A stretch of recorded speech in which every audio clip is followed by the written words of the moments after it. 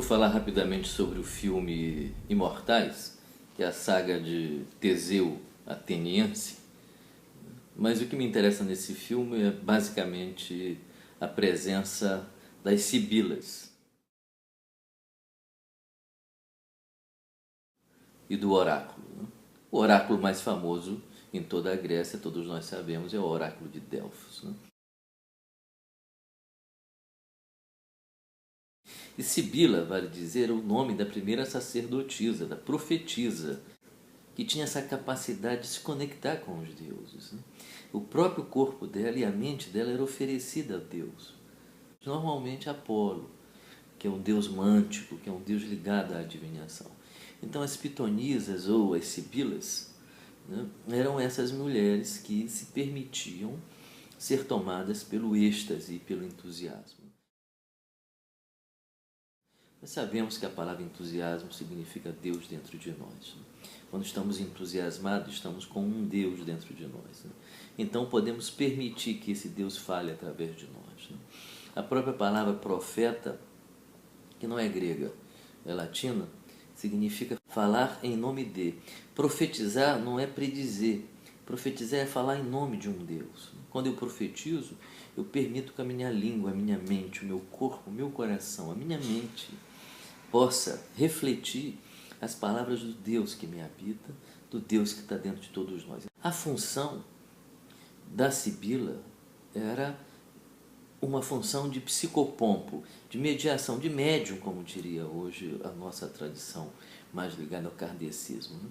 Um médium, ela era um médium, um meio através do qual o Deus se revelava e dizia ao consulente, né, aquele que ia procurar um conselho, aquilo que o indivíduo deveria fazer ou não fazer. Geralmente a fala do Deus é uma fala difícil de ser interpretada, porque é uma fala simbólica, não é uma fala literal, né? Então a sibila era muito respeitada na cultura grega, né? E ao contrário das mulheres gregas, que eram tidas como mulheres submissas e de segunda e terceira categoria, frente a esse patriarcado poderoso, que é o patriarcado grego, né? As sibilas desfrutavam de grande status social na cultura. Sibila, como eu dizia, era o nome de uma profetisa. Ela se tornou de tal modo famosa em toda a Grécia que as outras profetisas adotaram o nome de sibilas. Então as sibilas são profetisas, sacerdotisas, que viviam em oráculo. Algumas pesquisas recentes da arqueologia falam de que elas inalavam um determinado tipo de gás tóxico que produzia o êxtase e o entusiasmo, mas não é obrigatório. Não é obrigatório que isso aconteça. Muitas pessoas ainda hoje são capazes de permitir que o Deus dentro dela, né, o Namastê, né, possa falar, né? E essas pessoas, elas são pessoas especiais. Como a nossa cultura hoje é secular, nós perdemos o senso do sagrado, né? A gente banaliza isso e tenta entender com instrumentos que são pobres, são efetivamente limitados, né? Porque a dimensão do sagrado foi perdida muito pelo homem moderno, que é um homem tecnológico, um homem científico, né? Ele está extasiado com essa descoberta do poder dele, da razão, né? No entanto, os profetas continuam a existir, né? Não são mais chamados assim, são chamados de grandes escritores. Ele tem, por exemplo, Paulo Coelho, Leonardo Boff, né? São oráculos, são pessoas sensíveis, são pessoas que têm uma comunicação com o mundo sagrado, e 1 milhão de outras pessoas que estão por aí, graças a Deus, né? Atendendo a vovó Maria Conga não sei aonde, né? E o Búzios que se joga, e o tarô que se joga, né? Que são meios de você contactar o sagrado que está dentro de nós. Eu não sei se está fora de nós, eu sei que está dentro de nós, eu tenho certeza. Essas profetisas eram mulheres, essas sibilas, ou pitonisa, né? Piton é uma serpente, né?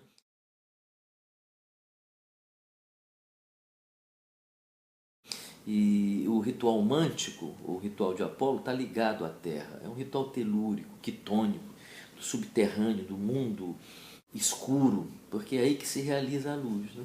No princípio era a escuridão, diz o Evangelho de São João. Mas depois o verbo disse, faça-se a luz, e a luz se fez. Então, Teseu, filho de Alquimena, né? Um semideus, né? No filme, pelo menos, consegue seduzir a Sibila, que era uma partenói, né? Partenói, em grego, significa virgem, né? Uma tradução mal feita, muito irrigada pelo catolicismo, traduziu Partenói como virgo intacta, do latim, né? Virgem intacta. Né? Mas um grande etnólogo, antropólogo chamado Sir James Frazer, ele traduziu a palavra de outra maneira, mostrando que na cultura grega a palavra Partenói, né? Daí vem partenogênese, né? A palavra Partenói significa virgo, virgem, efetivamente. Né? Mas não uma virgem que aponta na direção do ímen ou de não ter tido relações sexuais, né? Mas no sentido de solteira. Então a palavra partenói significa tão somente uma mulher solteira. Então a tradução do Evangelho que diz uma virgem concebeu uma criança, referindo-se a Maria, não haveria nenhuma necessidade de se tomar essa virgindade como sendo genital. Né? Pode ter sido, mas não há essa necessidade. Né? Porque para Deus nada é impossível, então pode ter sido. Mas não haveria essa necessidade de qualquer forma, não seria menos sagrado, não seria menos divino. Né? Se o Jesus, por exemplo, tivesse nascido de uma relação sexual, porque a relação sexual só para o homem moderno é algo profano. Provavelmente era sagrado. As núpcias de encontro entre um homem e uma mulher é homologado, né, a um ritual divino. Então a gente perdeu esse senso. Então para a gente, sexo é carne. Mas a carne é sagrada também. Esse é o problema. Nós desacralizamos o nosso corpo. Né? Se tornou só carne. Né? Mas essa carne é sagrada, essa carne é espiritual também. Esse espiritual é carnal.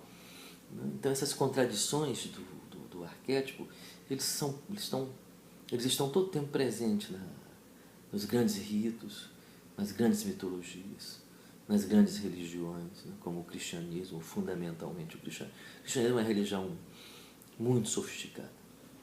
Uma religião cuja simbólica está muito à frente da nossa capacidade de compreensão. A religião grega foi dizimada, podemos dizer assim, pelo cristianismo. O cristianismo chegou e varreu a religião grega em 2 tempos, em 100 anos não existia mais religião grega. E isso é outra história que a gente, em algum outro momento, podemos comentar. Né? Então, o filme mostra que a Sibila não resistiu aos encantos de Teseu. Bom, o ator é um bonitão, né? E naturalmente a Sibila não fica também atrás, né? Bonita, é linda, né?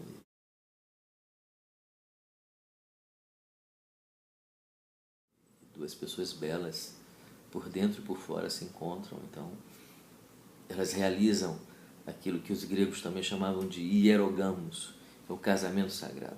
Ali é a união sagrada. Como o cristianismo é um fenômeno posterior à religião grega, né? A gente consegue enxergar elementos helênicos no cristianismo bastante marcantes. Né? O próprio Teseu é apresentado no filme como uma espécie de precursor do Cristo. Né? O fraco dele é a humanidade, o fraco dele são os pobres, os desvalidos, as pessoas que não conseguem se defender.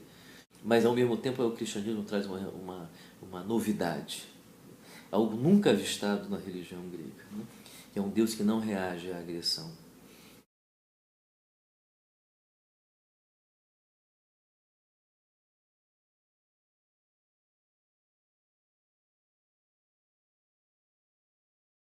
É um Deus que submete ao martírio para nos libertar das nossas pulsões de morte, do nosso ódio, da nossa violência. Né? É um Deus que mostra que é possível integrar essa energia de forma benigna. Né? É um Deus que reconhece o erro de fábrica com o qual nós chegamos ao mundo e que ao mesmo tempo podemos elaborar. Ele não é intransponível, não é irreversível. É um Deus que convida o ser humano a ajudá-lo na obra da criação. É um Deus humilde, portanto. Essa humildade do Deus que reconhece que é o Criador, mas que reconhece que precisa da ajuda das criaturas que criou. Isso é magnífico, isso é maravilhoso, é uma excelente notícia. O espírito de Teseu é esse. É um espírito de defensor dos humildes. Né? E o espírito da pitonisa tinha que ser uma mulher, porque o feminino está ligado a essa comunicação estática entre o terreno e o celeste.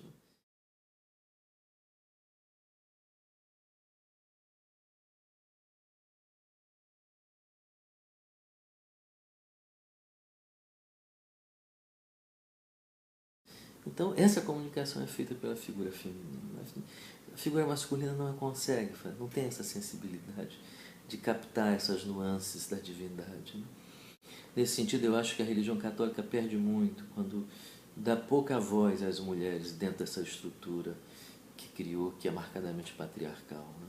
Talvez por medo, talvez por intuição de que se abrir para as mulheres, pode ser que os homens desapareçam.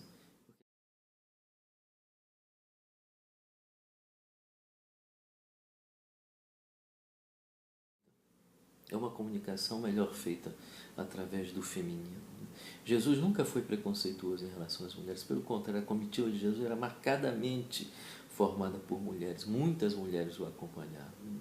E a própria defesa que ele faz da prostituta, né, contra um grupo enorme de homens que provavelmente até usavam os serviços daquela mulher, o cristianismo institucional perdeu essa conexão com o sagrado, essa comunicação direta com o sagrado. Já o protestantismo faz essa comunicação direta, mas perdeu também pelo excesso de racionalismo, então não suporta as imagens, né? Acham que isso, acham que não sei. Um desastre. Esses rituais mais diretamente ligados à natureza, né?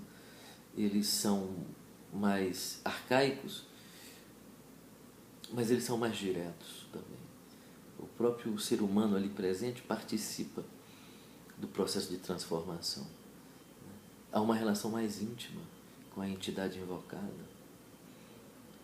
O corpo sente as vibrações dessa entidade. A mente sente a vibração dessas entidades.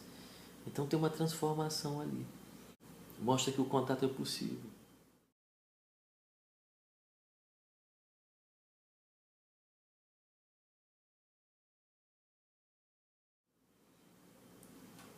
E eu acho que a gente não deve perder de vista isso.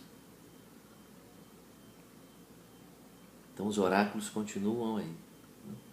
E o nome dele, no mundo moderno, se chama inconsciente. Nós podemos perguntar para o inconsciente o que ele quer de nós, né? Não tem dúvida nenhuma que ele responde.